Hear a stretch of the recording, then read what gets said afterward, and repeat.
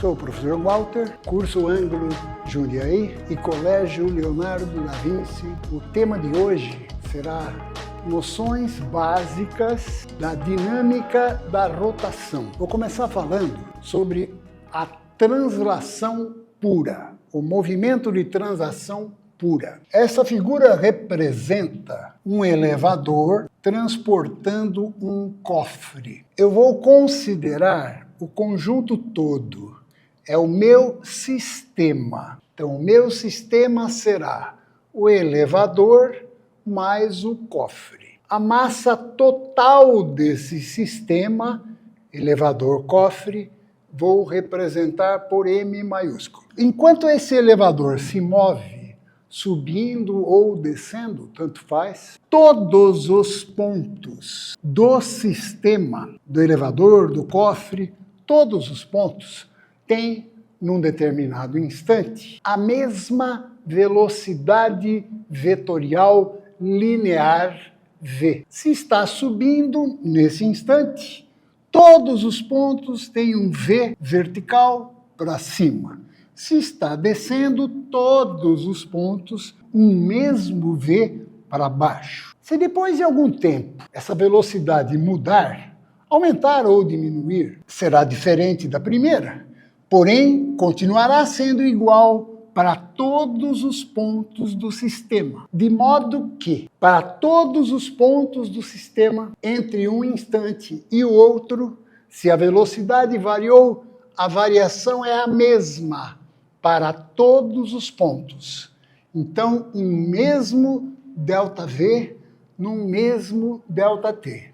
E você sabe que ΔV sobre ΔT é a aceleração vetorial, a rigor média, mas aqui isso não importa. Agora, qual é a causa da variação de velocidade? Você sabe que é força. No caso de um sistema, é a resultante das forças externas. Externas são as forças aplicadas por quem não faz parte do sistema. Por exemplo, o cabo de aço não faz parte do sistema. Meu elevador está simplificado, né? Um cabo de aço só, o que não é verdade. Então aqui tem uma força de tração que o cabo exerce no sistema, vertical para cima, e isso é uma força externa. A Terra também é um corpo externo ao sistema. E devido à Terra, o sistema todo tem um peso total, vertical para baixo. A resultante das forças externas é a resultante entre o peso do sistema e essa tração. As forças internas ao sistema, para o sistema, por exemplo, trocadas entre o cofre e o elevador, são componentes do sistema, são forças internas. Para o sistema, elas se anulam. Então, a relação, você conhece a relação que existe entre a força resultante e a aceleração, que é justamente a segunda lei de Newton para o movimento. A resultante das forças externas ao sistema é a massa total do sistema multiplicada pela aceleração vetorial linear A. Se a resultante das forças externas for zero, a aceleração será zero. E se a aceleração for zero, não haverá variação de v. Então, v será constante. Podendo ser o caso do repouso, em que v é constante igual a zero, ou movimento retilíneo e uniforme, em que v é constante e diferente de zero. Outra grandeza que você já conhece é a quantidade de movimento. A quantidade de movimento total do sistema é o produto da massa total do sistema pela velocidade v, que por se tratar de uma translação pura, é a mesma para todos os pontos do sistema. Se a resultante externa é zero, sabemos que o v é constante. Se o v é constante, a quantidade de movimento também é constante. Aí ocorre a conservação da quantidade de movimento total do sistema, quando a resultante externa é zero. E, finalmente, energia cinética associada a esse movimento de translação. Você sabe que é produto da massa pela velocidade ao quadrado sobre 2. Esta grandeza, diferentemente das anteriores, é escalar. Agora vamos falar de um outro movimento, a rotação pura. Então eu vou falar agora sobre o movimento de rotação pura. Aqui tem um banquinho que gira, que pode girar em torno de um suporte fixo. Isso foi uma montagem do Marco Aurélio. Quando esse carrinho gira, todos os pontos dele, tanto do assento como das pernas, descrevem circunferências em torno de uma reta vertical que passa pelo centro do banco.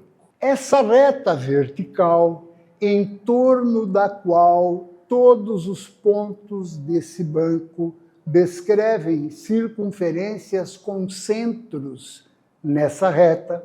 Essa reta se chama eixo de rotação. E a rotação pura é isso. Todos os pontos descrevem circunferências com centros no eixo de rotação, que no caso é uma reta vertical passando pelo centro.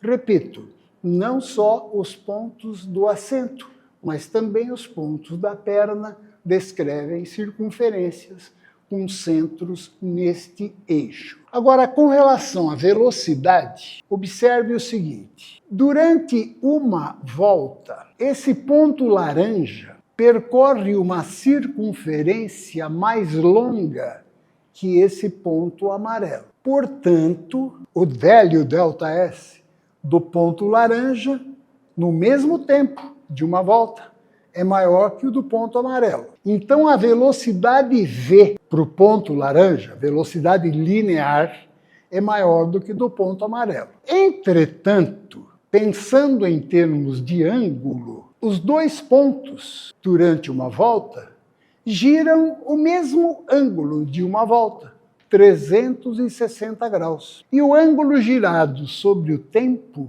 que demorou para girar é a chamada velocidade angular. Então, a velocidade angular é igual, não só para esses dois pontos, mas para todos os demais pontos, porque todos os pontos desse banquinho giram o mesmo ângulo em uma volta. O sistema que vamos analisar no movimento de rotação pura será constituído por esse carrinho que você viu, uma pessoa sentada no banquinho e com braços abertos segurando duas peças de ferro. E eu vou colocar esse sistema em rotação em torno deste eixo, uma velocidade angular ômega. Então, fica bem definido qual é o sistema. Pessoa, peças de ferro nas mãos e o próprio banquinho. Seja m a massa total do sistema. Se há um movimento, existe uma energia associada a esse movimento.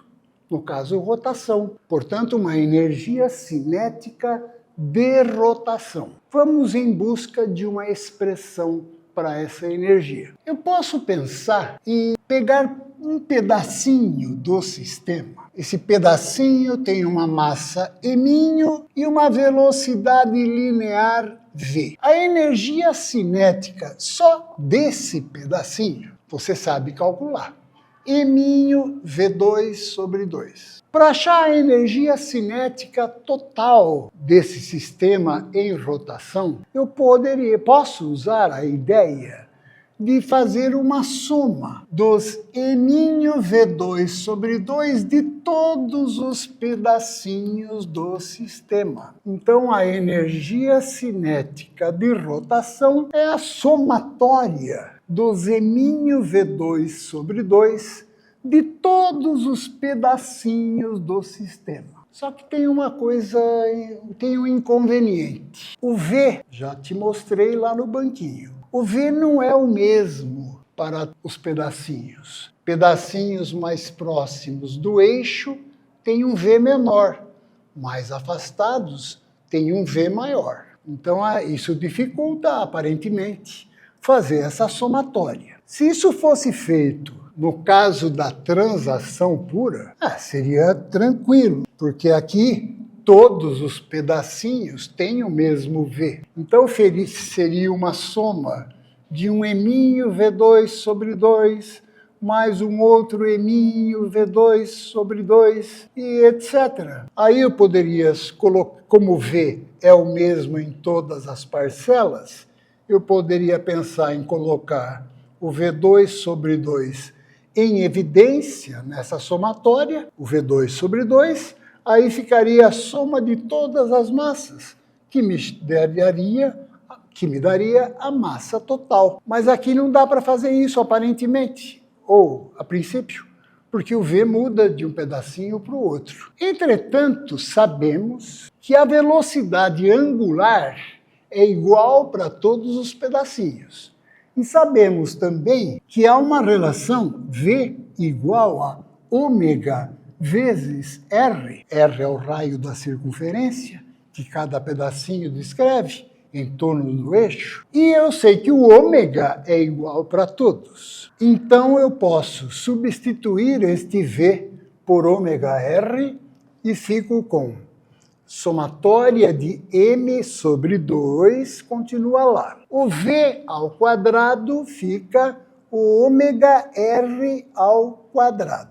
Como ômega é igual para todos os pedacinhos, ômega 2 sobre 2 pode ser colocado em evidência, multiplicando a soma do que resta, mr2. Somatória de mr ao quadrado. Esta grandeza recebe o nome de momento de inércia do sistema em relação ao eixo de rotação. Isso se o cidadão que está segurando as peças estivesse congelado, girando, porém rígido. Essa somatória seria estando ele enrijecido, os Rzinhos não mudam de um pedaço para o outro, então essa grandeza é uma constante, momento de inércia, que é simbolizado por esse I maiúsculo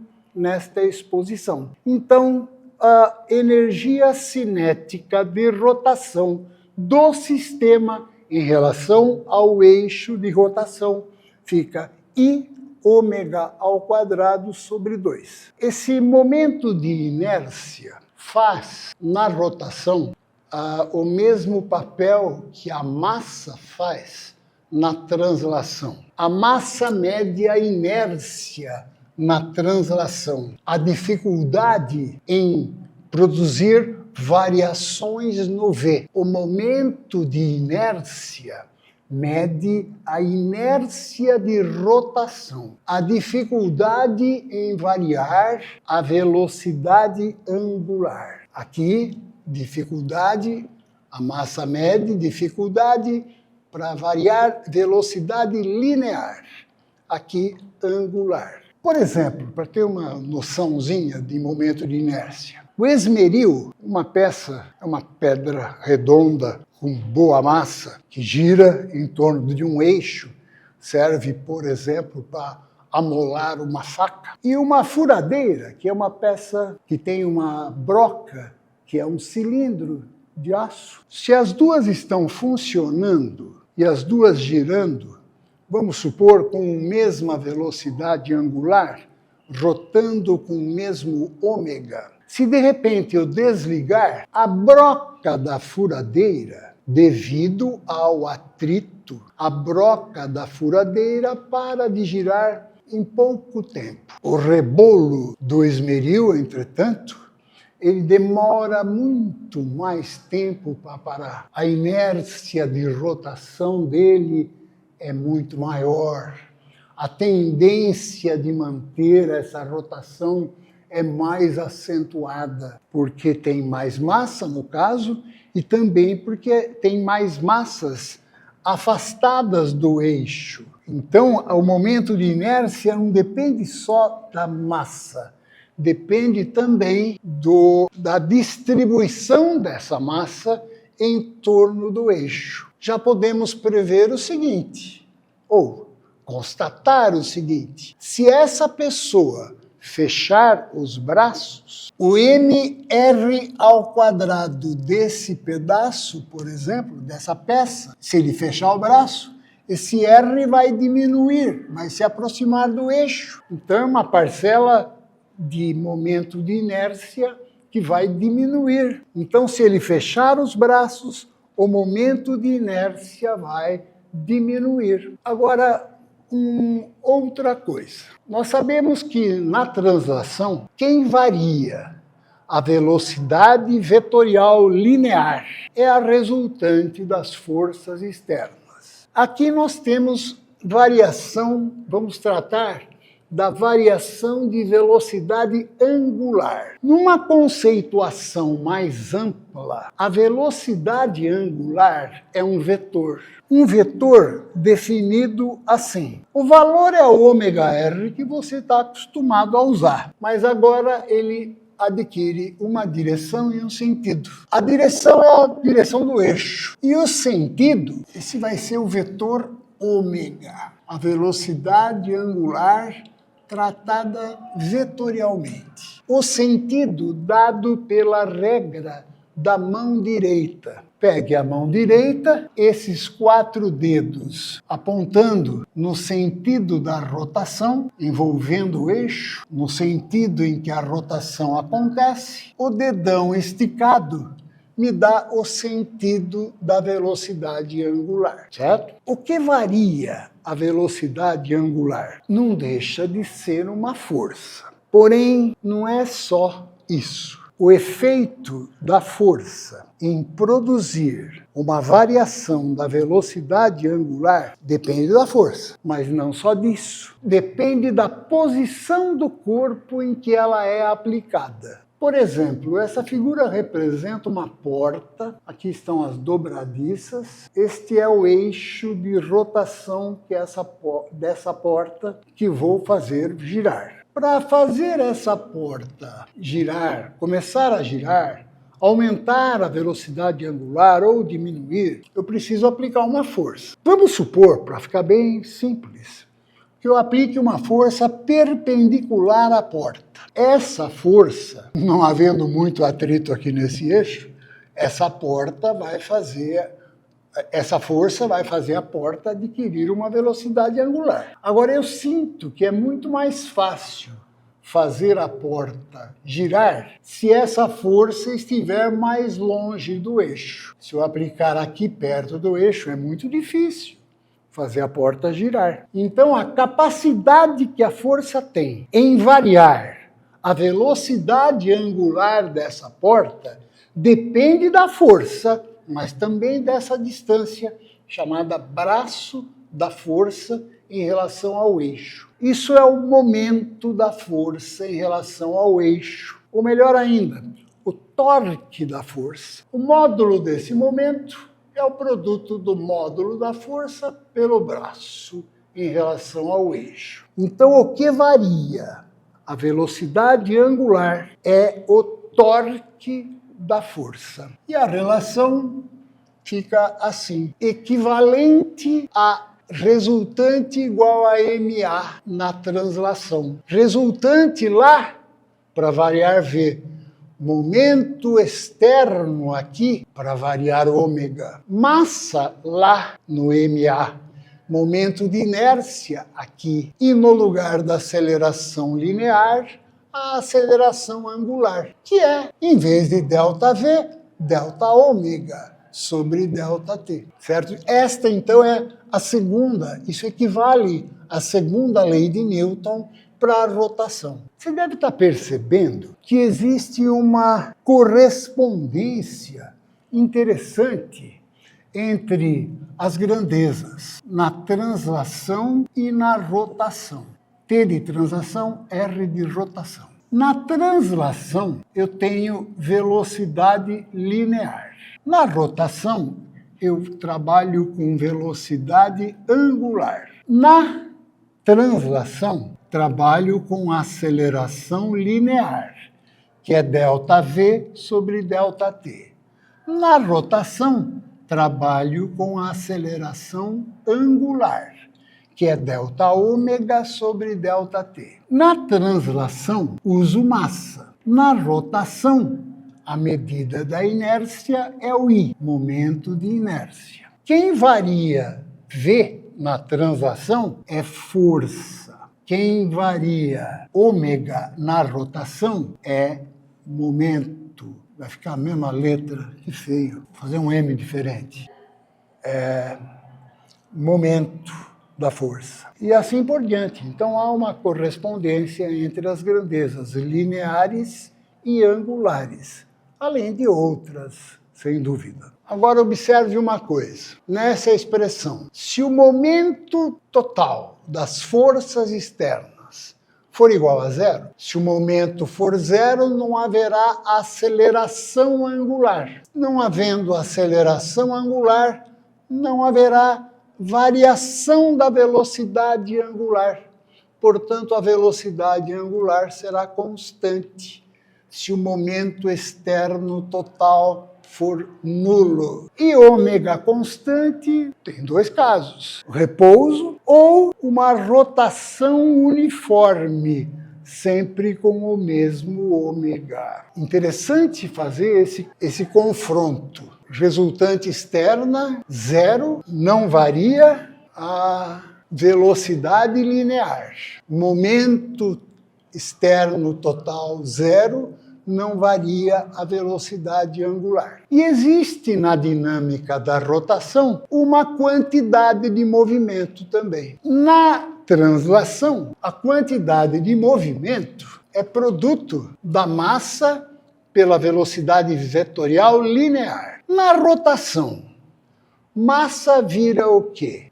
Momento de inércia. Velocidade vetorial linear vira o quê? Velocidade vetorial angular. Então, a quantidade de movimento angular ou momento angular, representada aqui pelo vetor L, é I vezes ômega. Momento de inércia multiplicado pela velocidade angular. Esses dois vetores, como I é um escalar positivo, esses dois vetores têm mesma direção e mesmo sentido. Então, o L desse sistema pode ser representado assim: um vetor na mesma direção e sentido do ômega, do mesmo modo que o Q linear tem a mesma direção e sentido do V. Finalmente, se o momento total das forças externas for zero, sabemos que se o momento externo é zero, ômega é constante. Se ômega é constante e o I também, então nós teremos L constante. L constante. Essa é a conservação do momento angular. Você não imagina a importância dessa conservação. Você pode procurar, por exemplo, no chat GPT, pergunta lá algumas aplicações do chamado disco de inércia. É impressionante a vastidão de aplicações em setores, aplicações tecnológicas em muitos setores da vida, da tecnologia. É fantástico. A conservação do momento angular é uma coisa fantástica. De volta ao banquinho, vou aplicar uma força aqui na lateral. Essa força em relação ao eixo produz um torque e, como consequência, eu variei a velocidade angular do carrinho, que era zero e agora não é. O ômega é um vetor para cima. A quantidade de movimento angular, momento angular, é um vetor vertical para cima. A tendência do meu carrinho é que essa quantidade de movimento se conserve, mas o carrinho acaba parando. Mas por quê? O carrinho troca forças com o suporte. O suporte não faz parte do sistema. O suporte é externo ao banco e entre o banco e o suporte, inevitavelmente, existe atrito. E devido a esse atrito, existe um torque recebido de um cara externo ao carrinho que é o suporte. Então, existe um torque externo. É esse torque externo que faz, com o tempo, a velocidade angular acabar se anulando. Caso contrário, ficaria em rotação eternamente. Vamos, então, à verificação experimental do conteúdo exposto. O sistema que apareceu na exposição está aqui. Nós temos o banquinho sobre um suporte, o suporte é fixo no chão, a pessoa sobre o banquinho é o Arthur, e os halteres são as massas que vão ficar nas mãos do Arthur. Esses halteres, gentilmente cedidos pelo Instituto Ciência e Movimento, onde eu faço fisioterapia com a Ana Cláudia. O André vai fornecer um torque, portanto, um torque externo, porque o André não faz parte do meu sistema. Isso vai variar a velocidade angular do sistema, que vai passar a rotacionar no sentido anti-horário. Está com os braços abertos e vai agora fechar os braços. A velocidade angular aumentou, agora diminuiu quando abriu os braços, aumentou de novo, enfim. Variando o momento de inércia, varia o ômega de modo que o produto e ômega se mantém. Eu quero lembrar que, a rigor, com o passar do tempo, o momento angular será afetado, porque entre o banquinho e o suporte, apesar de muito bem lubrificado, existe atrito. Como o suporte não faz parte do sistema, o torque devido a esse atrito acaba modificando, depois de um bom tempo, a quantidade de movimento angular, o momento angular, vai sofrer variações e vai acabar até parando. Isso que você viu é o mesmo que acontece com bailarinas que giram com braços abertos e, quando fecham, aumenta a velocidade angular. Também em saltos ornamentais, em que a pessoa pula de um trampolim e, modificando a distribuição de massa, aproximando ou afastando pernas e braços, ela altera a velocidade angular, aumentando ou diminuindo. Tem muitas aplicações tecnológicas fantásticas.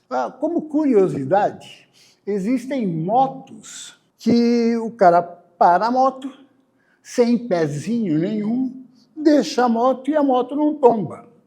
Porque lá dentro existe uma roda de grande massa que estava já em alta rotação e a tendência natural, por inércia de rotação, é manter o momento angular, que tem a mesma direção e o mesmo sentido do ômega. Então, por essa tendência de manter o momento angular, que no caso é horizontal, é perpendicular à roda, né, na mesma direção e sentido de ômega, a tendência é manter esse momento angular. Então, por um bom tempo, a moto vai ficar parada sem cair e sem pezinho. Vamos agora a um outro experimento envolvendo a conservação do momento angular. O sistema agora é o banquinho, o Arthur e uma roda de bicicleta preparada. O torque total externo continua zero, desprezando o atrito lá embaixo no suporte. O Arthur vai esticar um pouco o braço, o André vai girar a roda no sentido anti-horário. O André produziu um torque anti-horário na roda. O Arthur está imóvel. Um torque no sentido anti-horário, ela adquiriu um momento angular. Agora o Arthur vai inverter a roda. E com isso ele, Arthur, adquire uma velocidade angular no sentido anti-horário. Vamos agora analisar o que aconteceu. Vamos então ver o que aconteceu nesse experimento. O Arthur estava parado, momento angular, portanto, era 0. Foi dado um torque a essa roda de bicicleta e ela passou a girar, para quem olha de cima, no sentido anti-horário. Portanto, ômega vertical para cima e o momento angular também. L da roda. L do Arthur igual a 0. Ao longo do experimento, ele inverteu a roda. Isso significa, para ele fazer isso, o Arthur realizou um torque. Só que esse torque é interno ao sistema Arthur, banco, roda de bicicleta. Se é um torque interno, não modifica a quantidade de movimento angular do sistema. Quando a roda é rapidamente invertida, a rotação dela continua com a mesma velocidade em módulo, mas o vetor inverte. Eu passo a ver de cima, eu passo a ver a roda girando no sentido horário. Isso me dá um ômega para baixo, portanto, um novo momento angular, L' roda para baixo. E esse L' roda, em módulo, é igual ao L roda do início, só que vetorialmente é oposto. Então, é menos L da roda. O Arthur passou, com isso, a girar no sentido anti-horário. Então, o Arthur adquiriu um momento angular, regra da mão direita, ômega para cima, L para cima. Esse é um L' do Arthur. Como não houve torque externo, o momento angular do sistema, o L total, tem que se conservar. Então, o que aconteceu? O momento angular do sistema, no início, era o L do Arthur, L Arthur, mais o L da roda. Esse é o momento angular inicial. Mas o Arthur não tinha rotação. Então, esse L do Arthur, no início, era 0. Só tinha L da roda.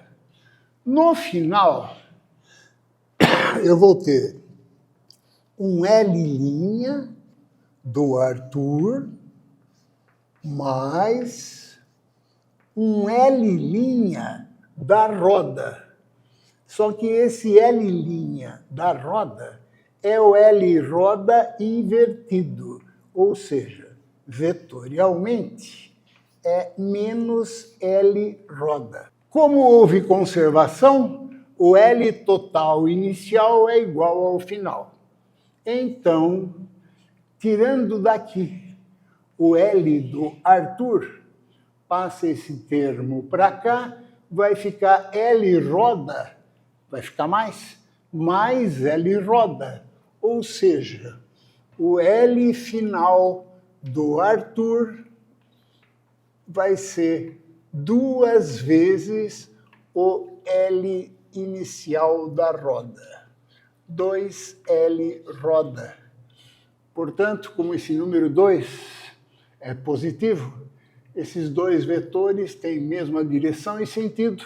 Então, se o L roda é vertical para cima, porque o ômega também é, porque o sentido é este, e o L final do Arthur também é. Agora você poderia dizer, mas ele começou a girar com um ômega muito pequeno. Sim, o momento de inércia dele é muito maior que o da roda. Então, ele vai ter um ômega pequeno, porque tem um momento, a parcela de momento angular dele acontece com um momento de inércia bem maior. Na verdade, a dinâmica da rotação é um assunto muito mais complexo do que isso que expus. É um trabalho vetorial bem mais complicado. E isso que fiz foi uma simplificação para situações particulares, de modo que seja possível entender a história da bailarina, do salto ornamental, por exemplo. Espero que tenham gostado.